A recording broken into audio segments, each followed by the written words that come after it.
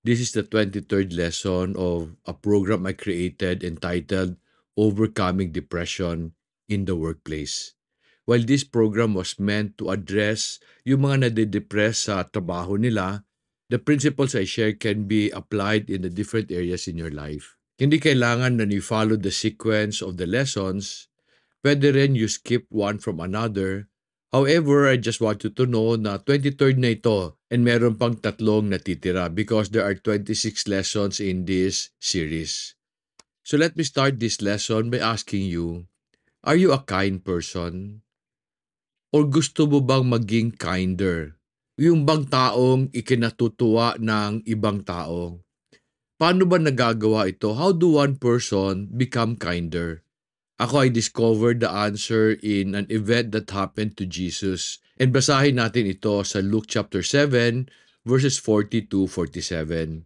Let me start by reading verse 40. It says, "And Jesus answered him, Simon, I have something to say to you."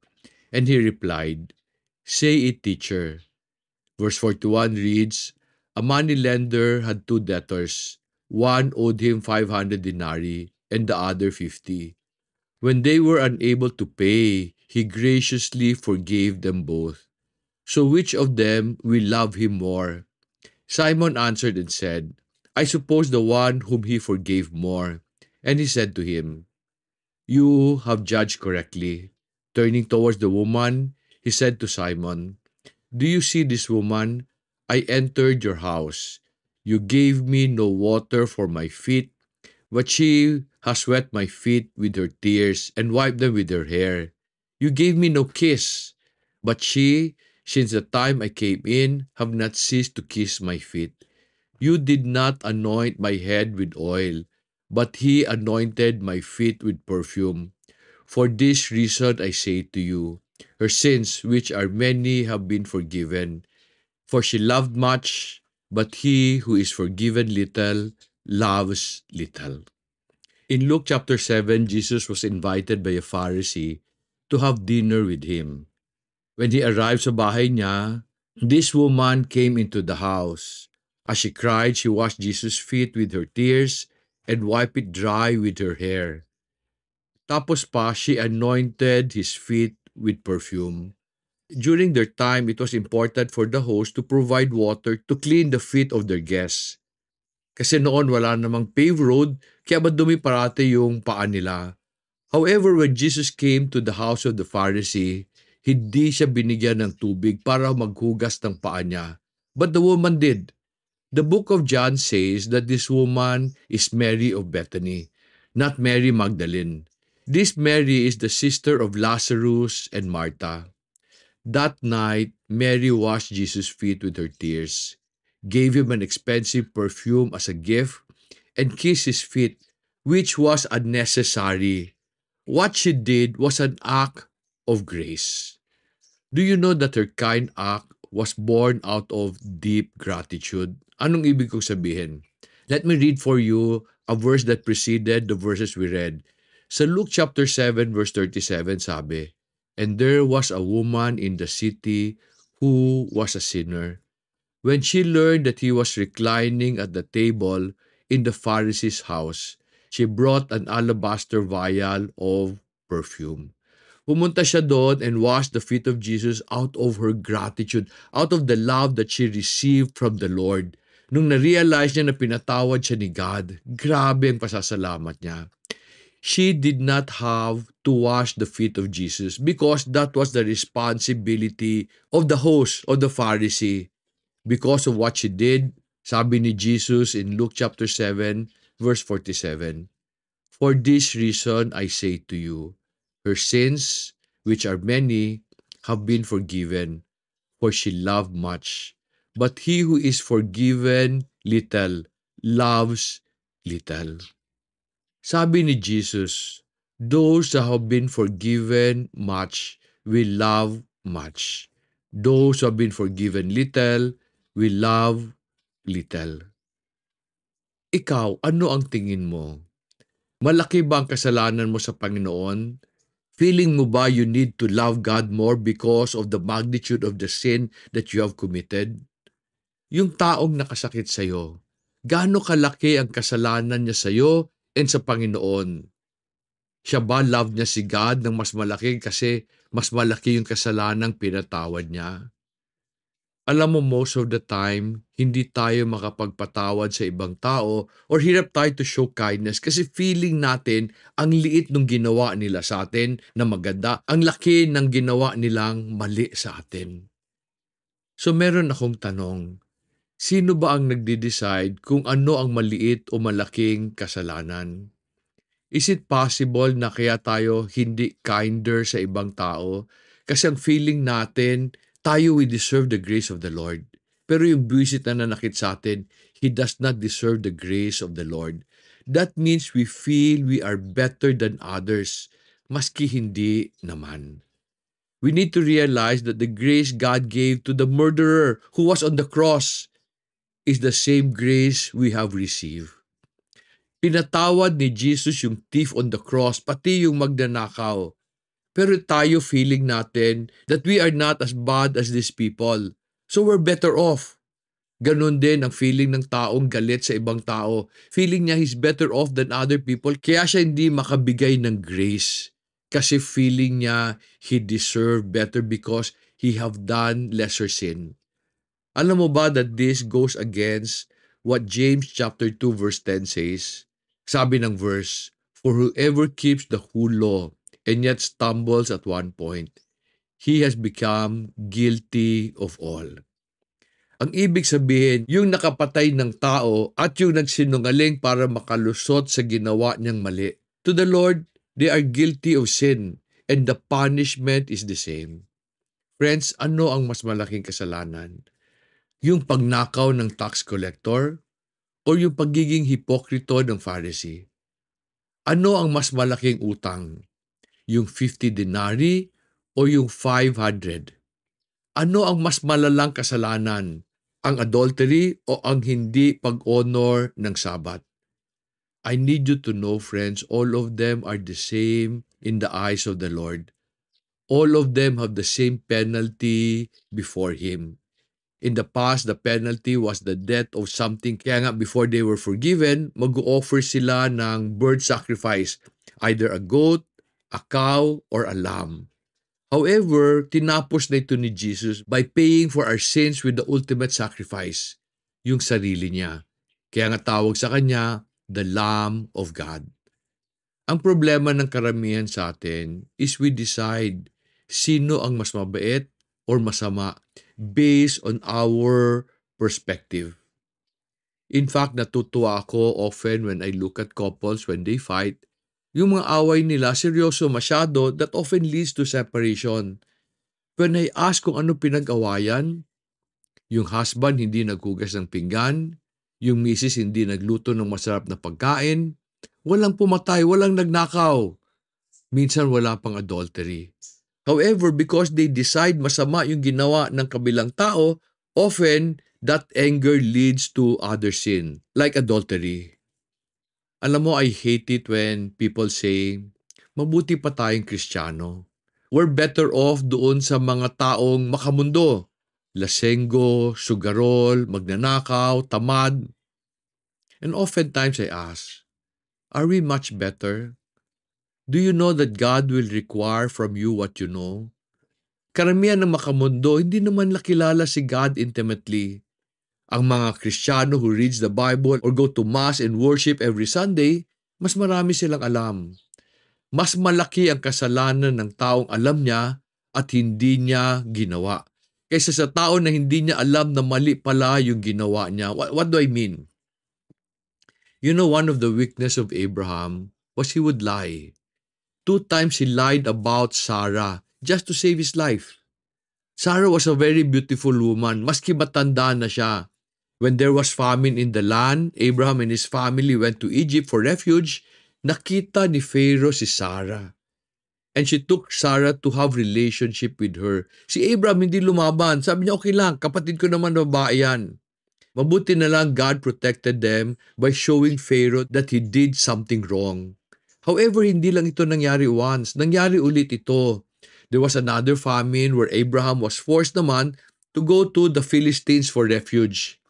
Abimelech, Yung pangalan ng king nila also took Sarah to be his wife. And si Abraham said, okay lang, kapatid ko na babae yan. Abraham lied about Sarah twice. But God protected him and did not punish him. Why? Because Abraham was a pagan. Hindi pa niya alam ang paraan ng Panginoon. In fact, the law that was given to Moses was not yet given because Moses came many, many years after. However, God treated Ananias and Sapphira differently. Ananias and Sapphira were part of the new church. After Jesus resurrected to heaven, the apostles started to form church in the different homes of the member. And when there was a famine, they decided to sell their properties and then pool the money so that everybody will survive. Si Ananias and si Sapphira sold their property. However, they lied about the money that they received. Sabi nila yung binigay nila sa church, yun yung complete na amount sa sale ng property. Nagalit si Peter, sabi niya, why do you lie? Hindi naman importante na ibigay mo sa amin lahat. Huwag ka lang magsinungaling na sabihin mo, ito lahat yung pera. There's nothing wrong with keeping some of it for yourself. Alam mo, sabi ng Acts, because they lied against the Holy Spirit, they died instantly. Bakit yon? Bakit mas stricto si God kay Ananias and kay Sapphira kumpara kay Abraham? Because Ananias and Sapphira knew. Si Abraham did not know that lying was a serious sin. Is lying a minor sin? Alam mo, in some religious group, they believe that lying is not a serious sin. It is not the same as murder or adultery. Friends, hindi totoo yan. Lying is a very serious sin. In fact, it's so serious na one of the 10 Commandments says, in Exodus chapter 20 verse 16, you shall not bear false witness against your neighbor. Bearing false witness against your neighbor is lying. It is a serious sin against the Lord. In fact, in John chapter 8, sinabi pa ni Jesus na if you are a liar, your father is the devil because it is in his nature to always lie. Galit ka doon sa nag-cause ng depression mo kasi may nagawa siyang masakit sa'yo. Naloko ka, nasaktan ka. So sabi mo, he deserves to be punished. Na-depress ka, especially nung hindi sila pinish ni God. Sumamalo mo. Pero may tanong ako sa'yo. Did you ever lie? If you have lied in your life, your sin is as serious as the sin that person committed. Friends, sino ang mas righteous? Yung Pharisee o yung tax collector? Yung kamag-anak mo na lasenggo at tamad? Or ikaw na ayaw magpatawad sa taong nakagawa sa iyo ng kasalanan? Grace is an unmerited favor. It is a gift you receive from the Lord. It is not something you earn, but something given. It is not something you deserve. I want you to know that God has been gracious to you. Lahat ng kasalanan mo pinatawad niya nung humingi ka ng tawad. Bakit hindi ka makapatawad? Why can't you show grace and kindness to those who have hurt you? Pero sasabihin mo, di ba? How can I show grace kung paulit-ulit na lang yung ginagawa niya? Kung irresponsible siya, ang sagot ko, how can you not show grace when you have received it from the Lord again and again, even if you do not deserve it? Most of the time, takot na takot tayo magpatawad kasi baka hindi matuto yung tao. Friends, I want you to take comfort in the fact that God said, He will never leave the guilty unpunished. Do not allow yourself to stay in depression and bitterness only because you feel the other person has not been punished enough. Do not do that to yourself. Tayo, we want the grace of the Lord in our lives. Ako, I want grace in my life. Bakit? Ang hirap ng buhay, ang hirap ng negosyo. Yet I know that if I want grace in my life, I must be willing to share grace to those who need it, not to those who deserve it. Friends, I want you to know that kindness and grace are given to those who do not need or deserve it. Alam mo, in my life, I have been very, very strict in imposing what I believe is right. Ako, I'm a person who believes in justice. May ginawa kang mali, dapat i-punish kita. And ganun ako noon. Noon, if I feel that you are doing wrong, pupuntahan kita sa bahay mo para sabihin mali ka. Grabe, no? My ways were very, very rough. Sa bahay pa talaga ng tao. Akala ko noon I was doing it for the Lord. Kasi the Lord wants me to make other people righteous. Gusto naman talaga ni God na I help other people to become righteous. Pero by not being self-righteous or rude. Gusto niya that I help other people by showing kindness, being merciful, and being compassionate. I am learning that He wants me to share the grace I have received. Alam mo, in our foundation, even in my farm, I've lost a lot of people.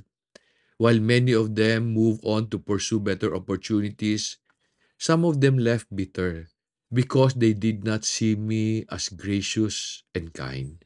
When they left, sabi ko pa sa sarili ko, they deserve to leave because they did not meet the standards of the Lord. Alam mo, today I wonder, what would have happened if I had been more gracious? What would have happened if I choose to be kind, not right? Alam mo, maybe things would be better today. Maybe the friends I lost would still be with me. Friends, you don't have to stay in depression.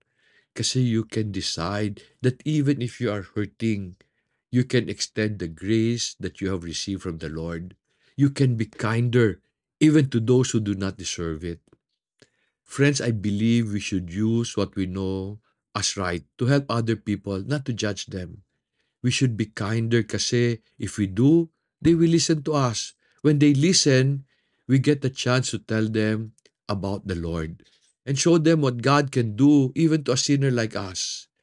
So the next time you find yourself in a dilemma, to choose to be right or to be kind, friends, choose to be kind. Because later the people who experience your kindness will give you the chance to show them what is right. They will listen to your needs, they will show compassion to your pain, and then together you can build a better relationship. But friends, this can only happen if you are first gracious. Use the unmerited favor you receive from the Lord to bless others. Friends, as you receive grace, pass it on to others so that they may also know and experience the love of the Lord. Kung natulungan kita through this lesson, like always, isa lang request ko sa iyo. Can you help me help others?